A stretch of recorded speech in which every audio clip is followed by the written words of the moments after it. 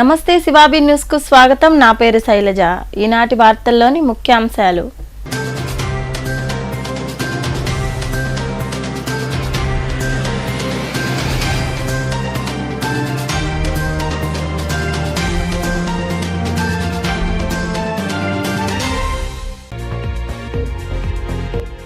చంద్రబాబు నాయుడికి అధికారం దరిదాపుల్లో లేదు.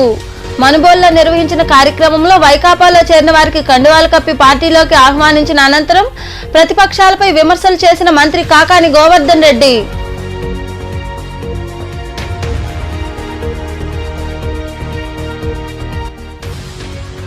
జిల్లాలో 2 ఎస్సీ నియోజకవర్గాలకు అభ్యర్థులు ప్రకటించడం అభినందనీయం. గమల్లపాలెంలోని టీడీపీ కార్యాలయంలో జరిగిన సమావేశంలో పాల్గొని మాట్లాడిన తిరుపతి పార్లమెంట్ అధ్యక్షుడు నరసింహ యాదవ్.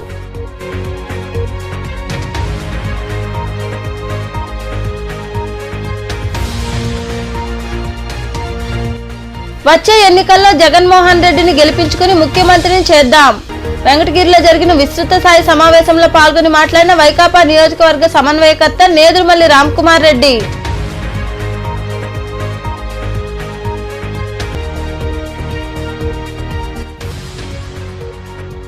వైకాపా హయాంలో గ్రామాల్లో కానరాని అభివృద్ధి. గూడూరు మండలం కొమనేటూరులో జరిగిన కార్యక్రమంలో వైకాపాను వీడి టీడీపీలో చేరిన వారికి కండువాలు కప్పి ఆహ్వానించిన మాజీ ఎమ్మెల్యే పాసం సునీల్ కుమార్. చంద్రబాబుకు అధికారం దరిదాపుల్లో లేదని, వారు పగటి కళ్ళు కంటున్నారని వ్యవసాయ శాఖ మంత్రి కాకాని గోవర్ధన్ రెడ్డి విమర్శించారు. మనుబోలు గ్రామంలో ఏర్పాటు చేసిన కార్యక్రమంలో టీడీపీని వీడి వైకాపాలో చేరిన వారికి మంత్రి కాకాని కండువాలు కప్పి పార్టీలోకి ఆహ్వానించారు. మనుబోలులోని వీరభద్రస్వామి దేవాలయం వద్ద ఏర్పాటు చేసిన కార్యక్రమంలో పాల్గొన్న మంత్రి కాకాని గోవర్ధన్ రెడ్డి సమక్షంలో అంబేద్కర్ గిరిజన కాలనీల నుండి దేవాంగులు, వార్డు సభ్యులు టీడీపీని వీడి వైకాపాలో చేరారు. వారికి మంత్రి కాకాని కండువాలు కప్పి పార్టీలోకి ఆహ్వానించారు. ఈ సందర్భంగా ఏర్పాటు చేసిన సభలో మంత్రి కాకాని గోవర్ధన్ రెడ్డి మాట్లాడుతూ చంద్రబాబు అధికారంలోకి రావడం కల మాత్రమేనన్నారు. ఇచ్చిన హామీలకు కట్టుబడి అమలు చేసిన వ్యక్తి సీఎం జగన్మోహన్ రెడ్డి అని తెలిపారు. చంద్రబాబు 2 వేళ్లు చూపించి 3 నామాలు పెట్టే వ్యక్తి అని విమర్శించారు.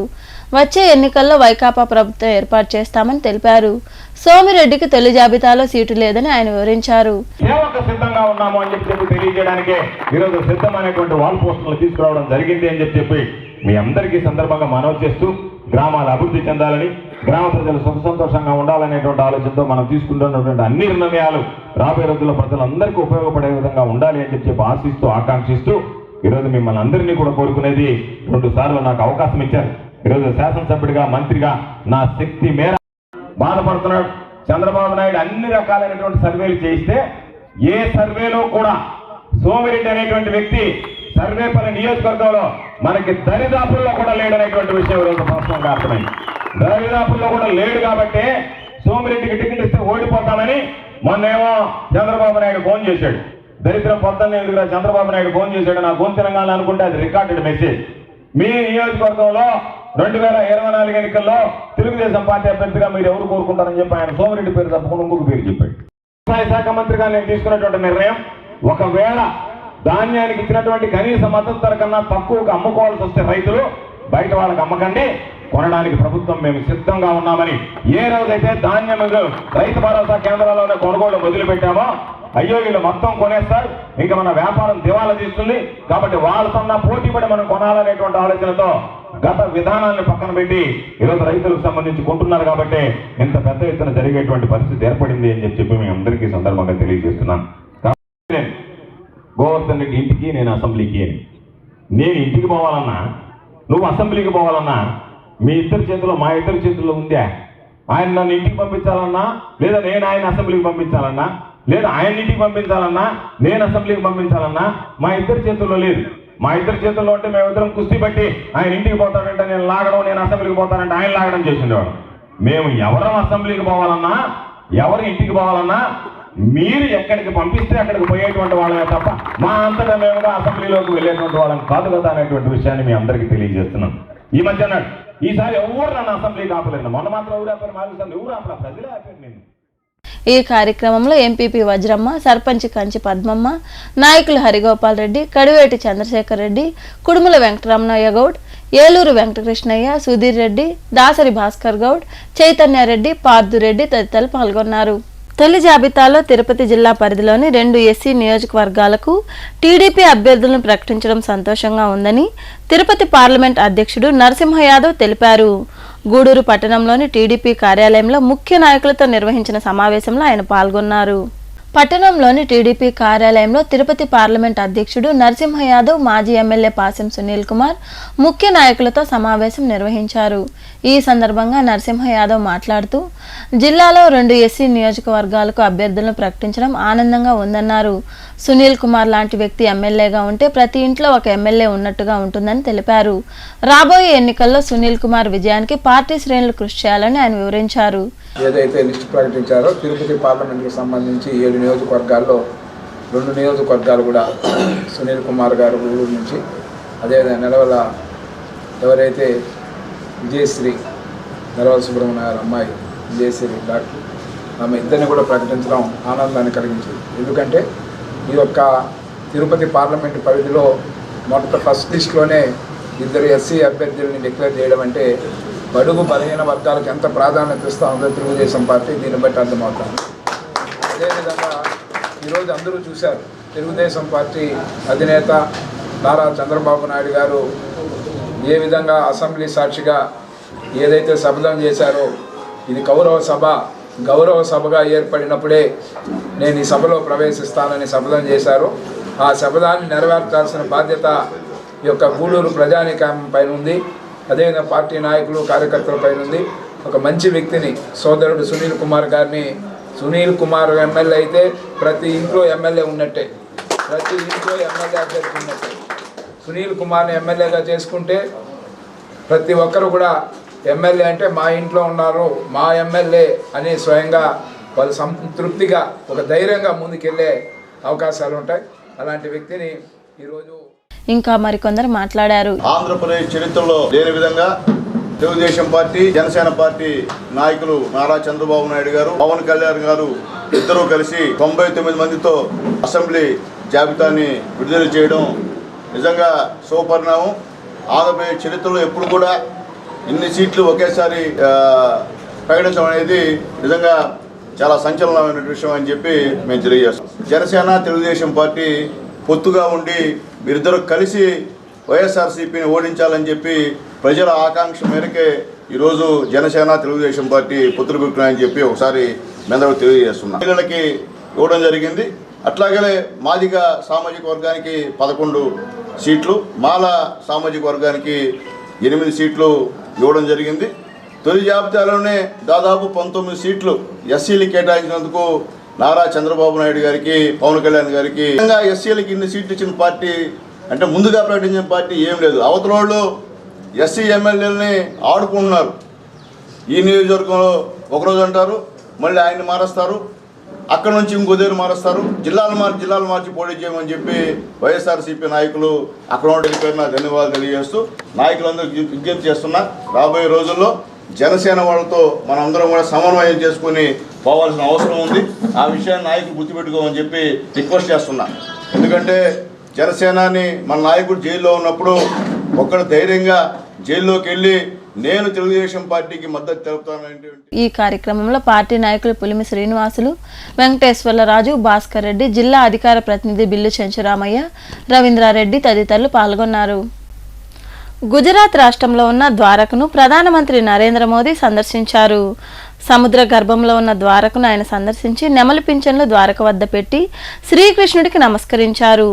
సాహసోపేతమైన దైవ దర్శనానికి మోదీ వెళ్లడంతో యావత్ ప్రపంచం విస్మయం వ్యక్తం చేసింది. ప్రార్థనా స్థలంలో మోదీ ధ్యానిస్తూ నమస్కరించారు.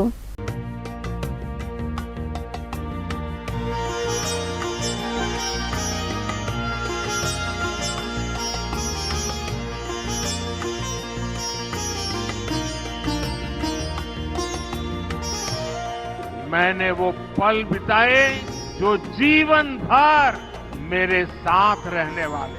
मैंने गहरे समुद्र के भीतर जाकर प्राचीन द्वारिका जी के दर्शन किए। आज जब मैं गहरे समुद्र के भीतर द्वारिका जी के दर्शन कर रहा था, मैं पुरातन वही भव्यता, वही दिव्यता मनोमन अनुभव कर रहा है।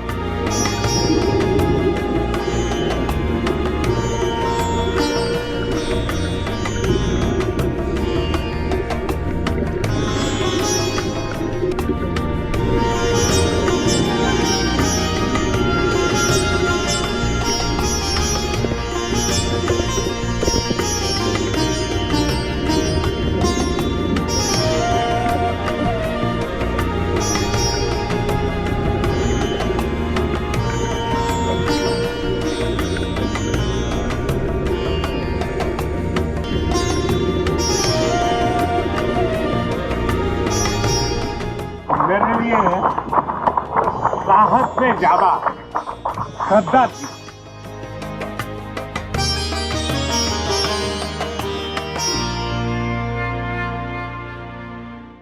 వచ్చే ఎన్నికల్లో జగన్మోహన్ రెడ్డిని ముఖ్యమంత్రిగా చేసుకోవాల్సిన బాధ్యత మనందరిపై ఉందని వైకాపా నియోజకవర్గ ఇన్ఛార్జ్ నేదురుమల్లి రామ్కుమార్ రెడ్డి తెలిపారు. వెంకటగిరిలోని మొగ్గలగుంట మామిడి తోటలో నిర్వహించిన విస్తృత స్థాయి సమావేశంలో ఆయన పాల్గొని నాయకులు కార్యకర్తలకు దిశానిర్దేశం చేశారు. వెంకటగిరి మొగ్గలగుంట మామిడి తోటలో వెంకటగిరి గ్రామీణ వైకాపా నాయకులు కార్యకర్తలకు విస్తృత స్థాయి సమావేశం జరిగింది. ఈ సమావేశంలో పాల్గొన్న పార్టీ నియోజకవర్గ ఇన్ఛార్జ్ నేదురుమల్లి రామ్కుమార్ రెడ్డి మాట్లాడుతూ రాష్ట్రానికి తిరిగి జగన్మోహన్ రెడ్డిని మళ్లీ ముఖ్యమంత్రిగా చేసుకోవాల్సిన అవసరం ఎంతైనా ఉందన్నారు. ప్రజా సంక్షేమమే ధ్యేయంగా సీఎం జగన్మోహన్ రెడ్డి సంక్షేమ పథకాలను అందిస్తున్నారన్నారు. రానున్న ఎన్నికల్లో ఎమ్మెల్యే అభ్యర్థిగా బరిలో దిగనున్న తనకు ప్రజలందరూ మద్దతుగా ఉండాలని ఆయన అభ్యర్థించారు.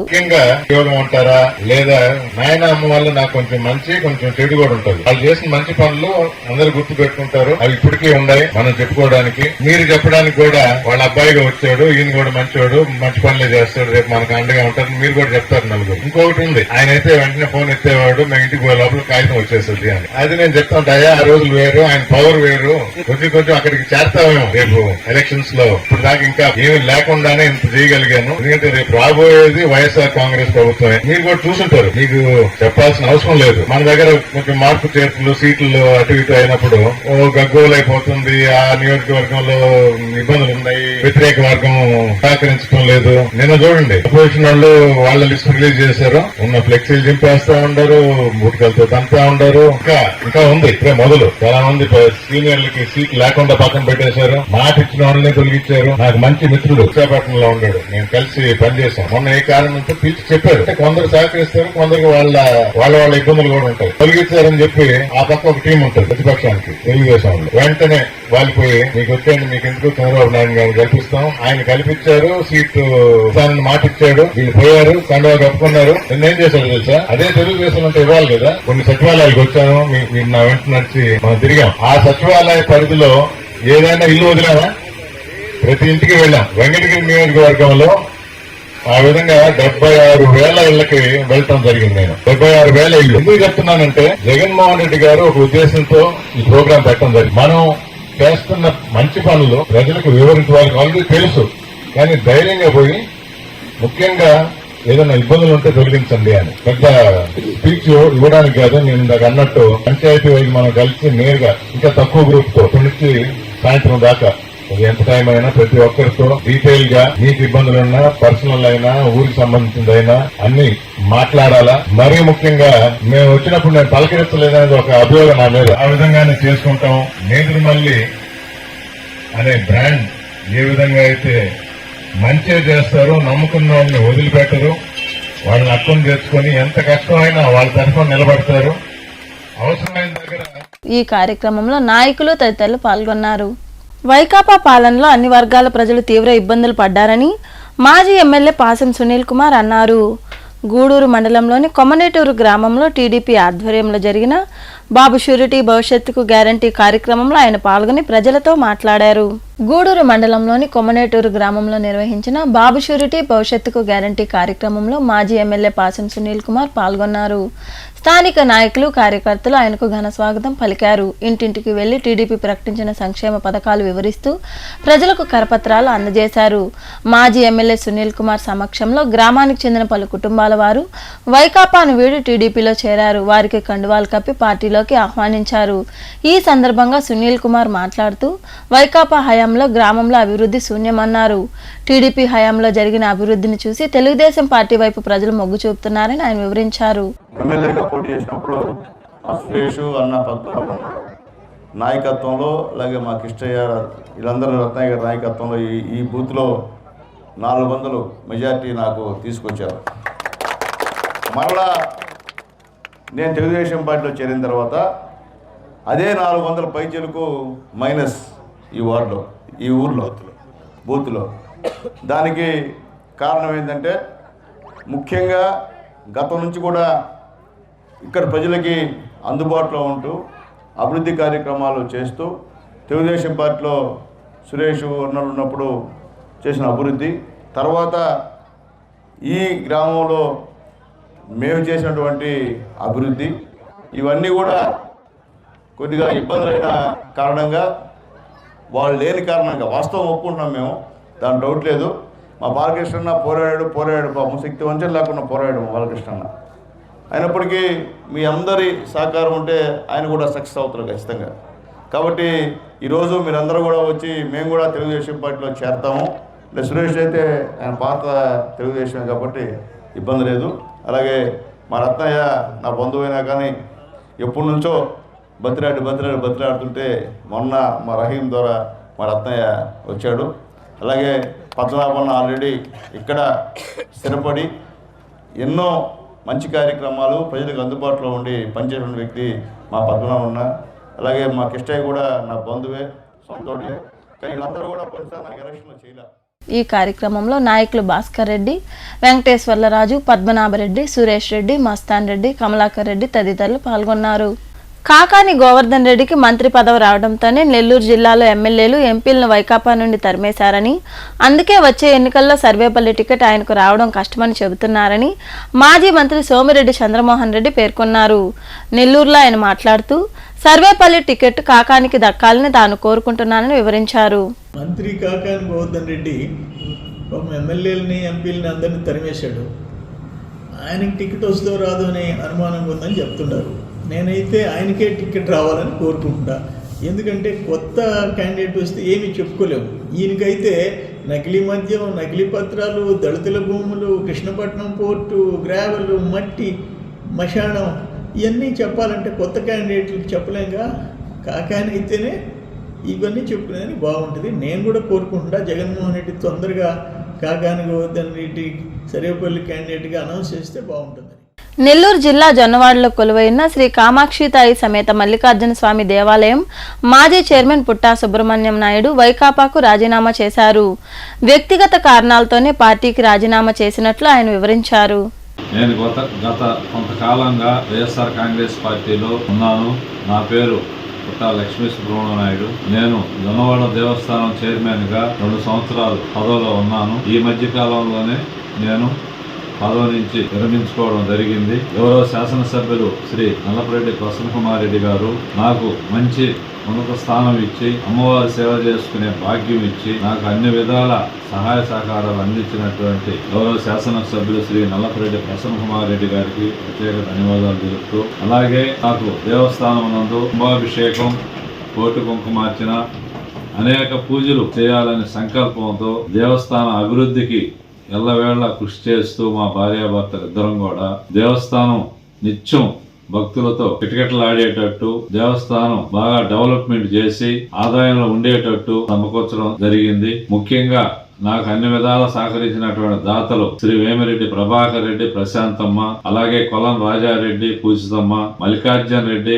హైదరాబాదు, కామాక్షమ్మ ఒల్లూరు రవీందర్ రెడ్డి, అలాగే వెంకరెడ్డి హైదరాబాదు, చాలా మంది దాతలు కూడా ముందుకు వచ్చి స్వామి అమ్మవారికి అనేక కార్యక్రమాల్లో పాల్పంచుకున్నారు. ఈరోజు నేను వైఎస్ఆర్ కాంగ్రెస్ పార్టీకి రాజీనామా చేయడం జరుగుతుంది. అది నా వ్యక్తిగత కారణం.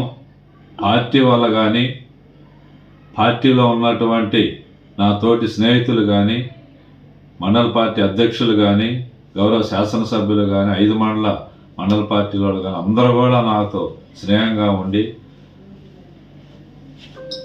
బాగా కలిసిమెలిసి ఉన్నాం ఇప్పుడు దాకా. ఈరోజు నేను సొంతంగా నా వ్యక్తిగత కారణాల వల్ల నేను రాజీనామా చేస్తున్నా కానీ వేరే ఉద్దేశం అయితే నాకు లేదు. నన్ను ఇన్ని రోజులు కూడా పార్టీలో ఉంచి మా భార్య కూడా శ్రీమతి లక్ష్మీకాంతమ్మ గారు కౌన్సిలర్గా ఉన్నారు. తొలి జాబితాలో మాజీ ఎమ్మెల్యే సునీల్ కుమార్ కు స్థానం లభించడంతో కోట మండలంలో టీడీపీ శ్రేణులు సంబరాలు జరుపుకున్నారు. కోట మండల పార్టీ అధ్యక్షుడు సర్వోత్తమ రెడ్డి ఆధ్వర్యంలో గ్రామంలో ర్యాలీ చేపట్టారు. బాణసంచా పేల్చి స్వీట్లు పంచిపెట్టారు. కష్టపడి పనిచేసే వారికి పార్టీలో గుర్తింపు ఉంటుందని నాయకులు పేర్కొన్నారు. ఈ కార్యక్రమంలో పార్టీ నాయకులు భాస్కర్ రెడ్డి, మోహన్ రెడ్డి, రాధాకృష్ణారెడ్డి, జలీల్ అహ్మద్, తీగల సురేష్, శ్రీధర్ రెడ్డి, దారా సురేష్ తదితరులు పాల్గొన్నారు.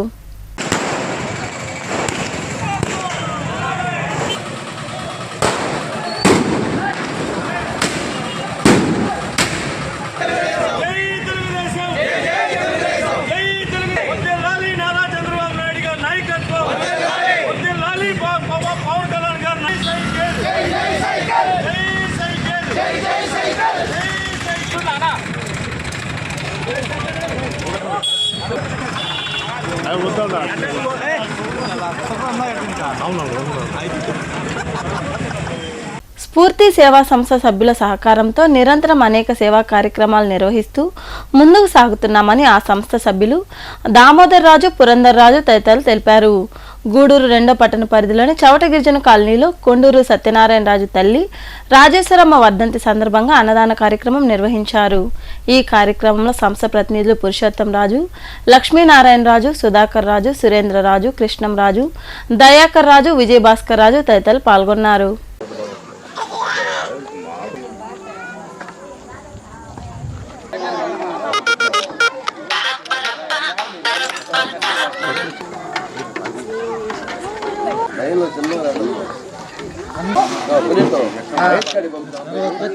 తినేసిరా నువ్వు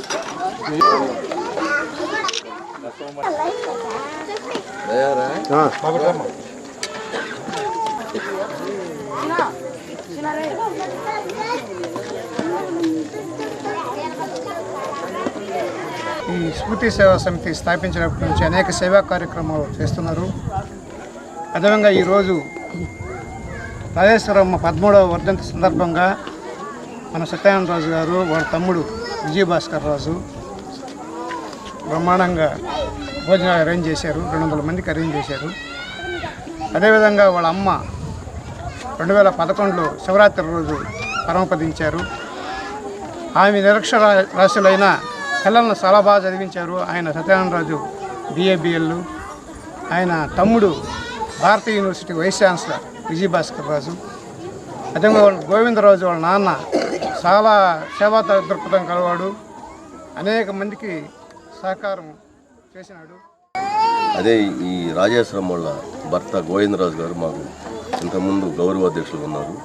ఆయన ఉన్నప్పుడు కూడా చాలా కార్యక్రమాలు చేస్తూ వచ్చాము. ఈ స్ఫూర్తి సేవా సమితిలో భాగంగా మన సత్యనారాయణ రాజు దగ్గర 5 సంవత్సరాలు ఈ కార్యక్రమాలు చేస్తున్నారు. కొండూరు రాజేశ్వరమ్మ కాండలో జన్మించారు.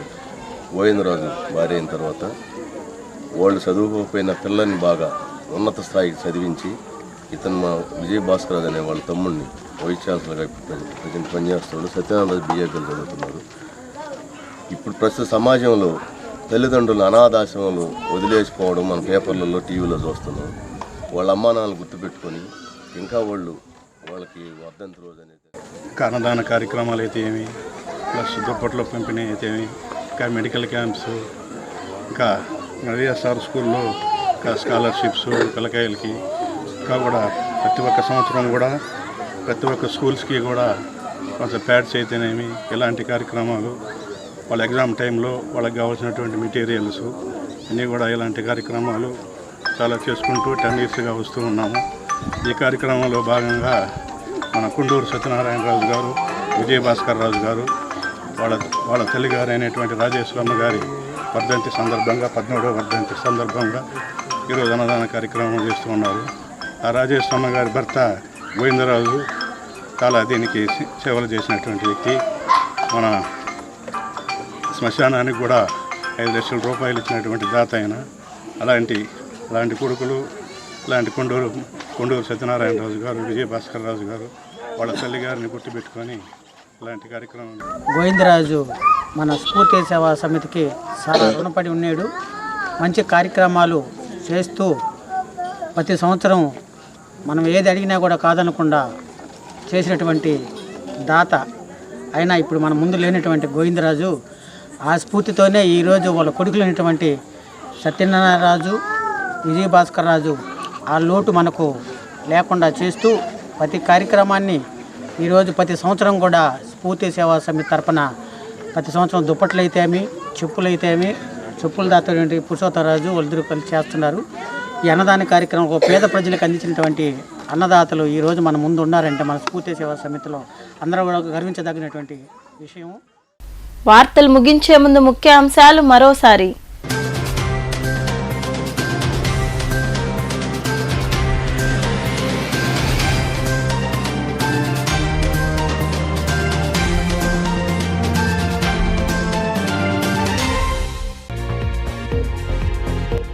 చంద్రబాబు నాయుడికి అధికారం దరిదాపుల్లో లేదు. మనుబోల్లో నిర్వహించిన కార్యక్రమంలో వైకాపాలో చేరిన వారికి కండువాలు కప్పి పార్టీలోకి ఆహ్వానించిన అనంతరం ప్రతిపక్షాలపై విమర్శలు చేసిన మంత్రి కాకాని గోవర్ధన్ రెడ్డి.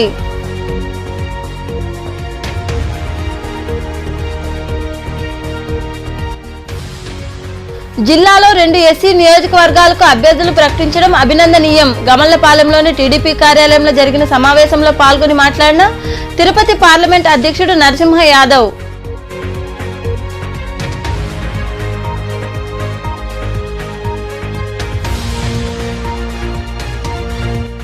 వచ్చే ఎన్నికల్లో జగన్మోహన్ రెడ్డిని గెలిపించుకుని ముఖ్యమంత్రిని చేద్దాం. వెంకటగిరిలో జరిగిన విస్తృత స్థాయి సమావేశంలో పాల్గొని మాట్లాడిన వైకాపా నియోజకవర్గ సమన్వయకర్త నేదురుమల్లి రామ్కుమార్ రెడ్డి.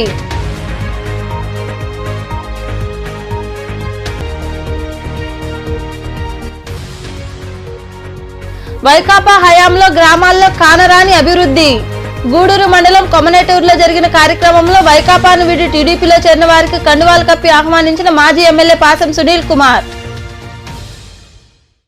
ఈ వార్తలు ఇంతటితో సమాప్తం. తిరిగి ప్రసారమయ్యే శివాబీ న్యూస్ లో మళ్ళీ కలుద్దాం. అంతవరకు సెలవు. నమస్తే.